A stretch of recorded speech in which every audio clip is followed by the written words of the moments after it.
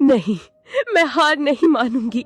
मैं माँ हूँ और माँ कभी घोंसले में बैठकर अपने बच्चों को यूं मरता नहीं देख सकती।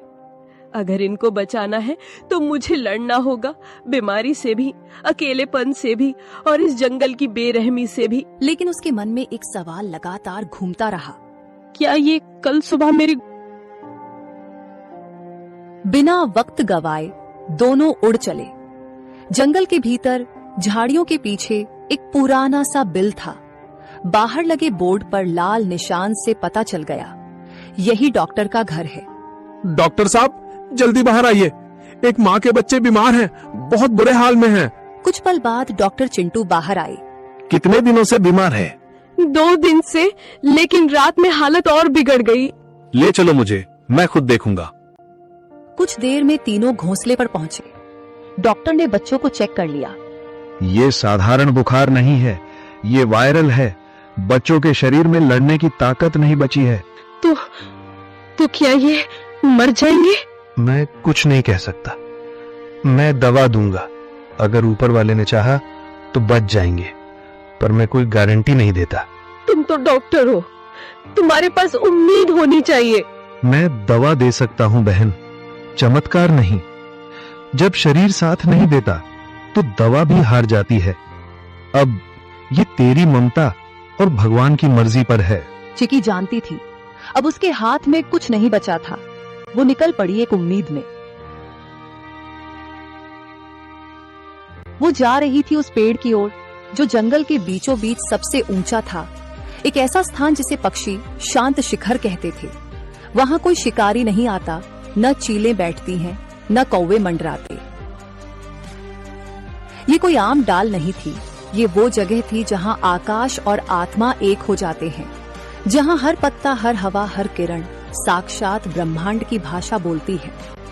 चिकी वहां पहुंची, कांपती, थकी हुई लेकिन जिंदा उम्मीद से भरी हुई। उसने आंखें बंद की और गहराई से सांस ली।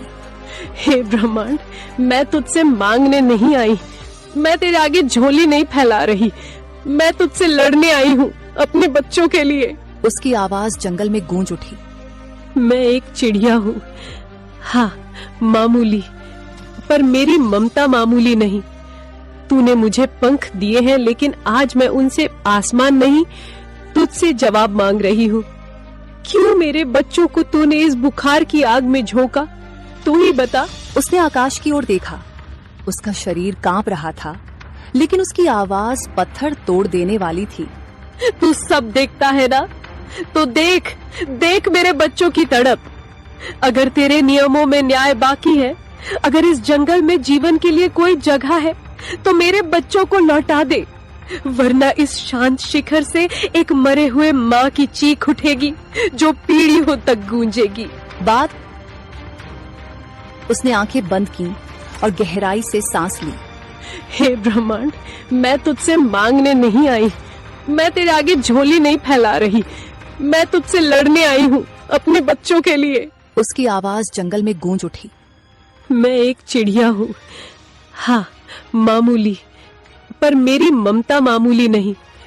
तूने मुझे पंख दिए हैं, लेकिन आज मैं उनसे आसमान नहीं, तुझसे जवाब मांग रही हूँ। क्यों मेरे बच्चों को तूने इस बुखार की आग में झोंका? तू ही बता। उसने आकाश की ओर देखा। उसका शरीर कांप रहा था, लेकिन उसकी आवाज पत्थर तोड़ देने वाली थी। तू सब देखता है ना, तो देख देख मेरे बच्चों की तड़प। अगर तेरे नियमों में न्याय बाकी है, अगर इस जंगल में जीवन के लिए कोई जगह है, तो मेरे बच्चों को लौटा दे, वरना इस शांत शिखर से एक मरे हुए माँ की चीख उठेगी जो पीढ़ियों तक गूंजेगी। बाद में चिकी जिस पेड़ पर बैठी हुई थी